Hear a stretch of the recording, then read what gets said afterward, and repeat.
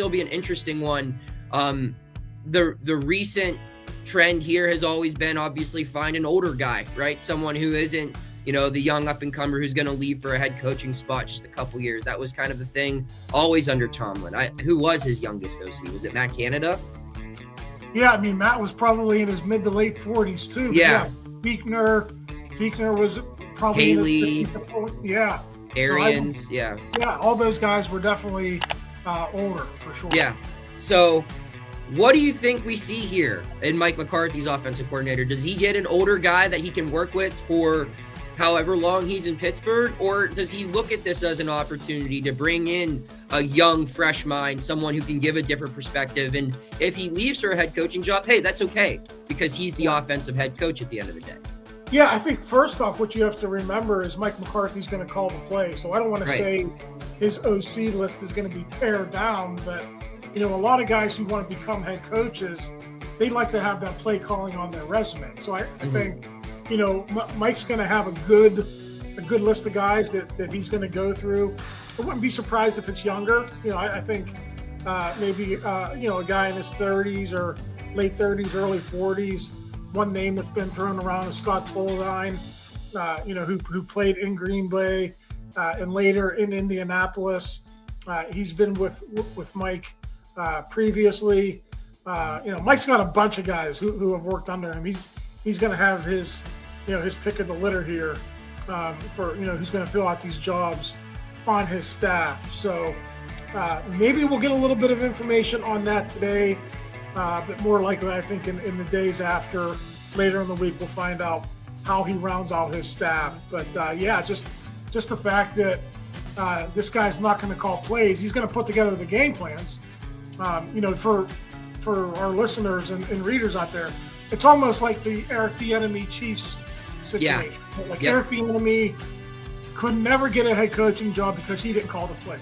Andy Reid did, and I think whoever takes this job with Mike McCarthy is going to have to go in with those expectations, right? That he might have to go somewhere else eventually if he wants to be a head coach, because Mike is always going to want to call those plays. So it's going to be an interesting dynamic, but like I said, no shortage of good candidates. Mike has an excellent coaching tree, and he's going to be able to get someone good in here regardless. Yeah, I personally, I'm on the same way, but I think they'd be best off getting someone a little younger. And maybe someone, I mean, it's pretty safe to say that most guys in McCarthy's spot would probably hire someone they're familiar with, someone under their coaching tree.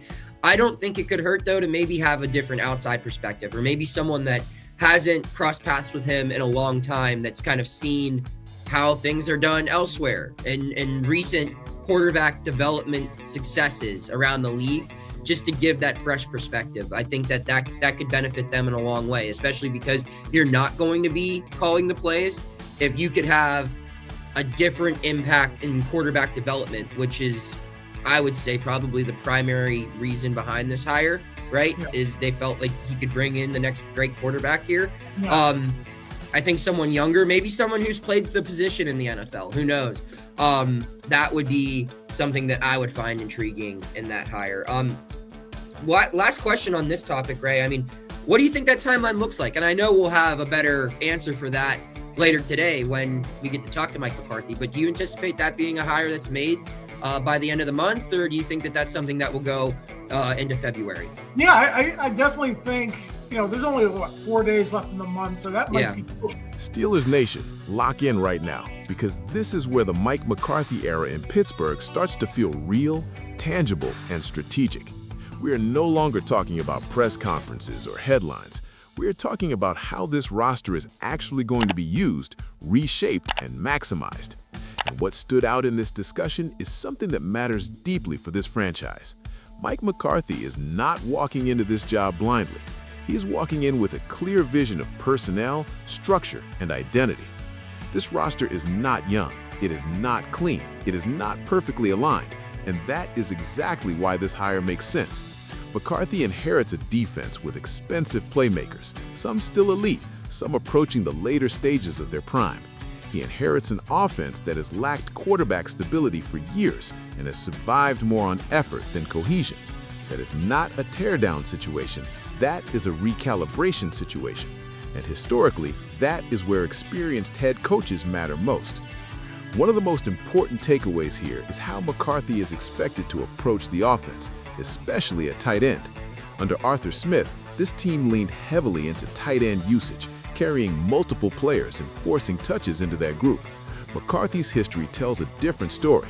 He adapts based on personnel, but he does not overload roles without purpose.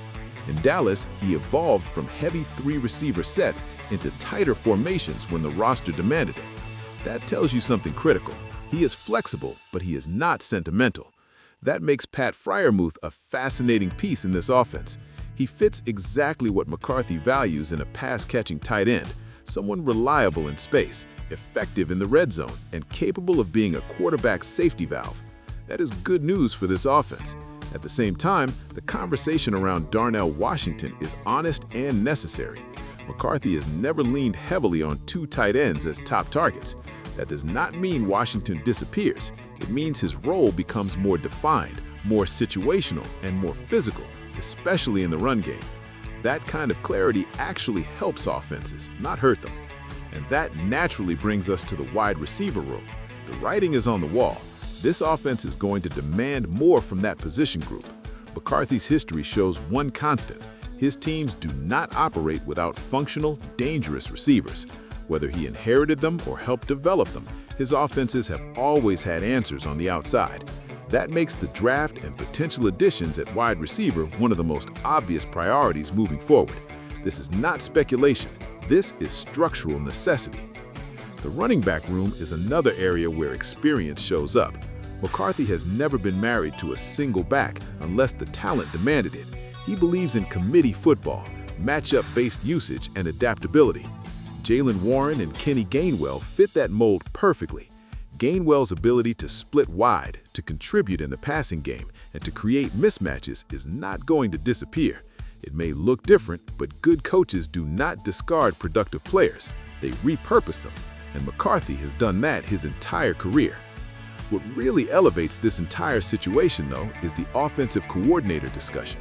McCarthy calling plays changes everything. This is not a head coach delegating identity.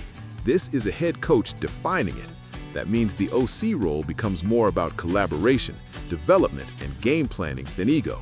And that opens the door for younger minds, fresh perspectives, and long-term continuity. Pittsburgh has not lived in that world for a long time. This is new territory, and it is not a bad thing. The quarterback question still looms, but it now has structure around it. McCarthy's resume with quarterbacks is not accidental. He has worked with elite talent, helped develop franchise guys, and created environments where quarterbacks can function without carrying everything on their backs. That matters more than splashy headlines. Pittsburgh is not chasing a shortcut. They are building a runway. Even the offensive line conversation matters here. This team cannot afford inconsistency up front while sorting out the quarterback position. McCarthy understands that. His offenses have always relied on functional line play, especially in the run game. That makes the offensive line coach hire one of the most important decisions of this entire staff build. That is how you protect a young quarterback, stabilize an offense, and control games in the AFC North. This is what a serious organization looks like. Not flashy, not reactive, not desperate. The Steelers are not pretending this roster is something it isn't. They are hiring a coach who understands how to maximize what exists while preparing for what comes next. That is not mediocrity. That is intentional transition. Steelers Nation, this hire is about structure, experience, and clarity. It is about putting this franchise in position to compete while it rebuilds the most important parts the right way. Mike McCarthy is not here to be a headline. He is here to be a stabilizer, a teacher, and a bridge to the next great Steelers era. Now I want to hear from you. What excites you most about how McCarthy might use this roster? Tight ends, wide receivers, quarterback development, or the offensive line? Drop your thoughts in the comments, hit that like button, and make sure you're subscribed to Steelers Nation Wire, because this next chapter in Pittsburgh is just getting started.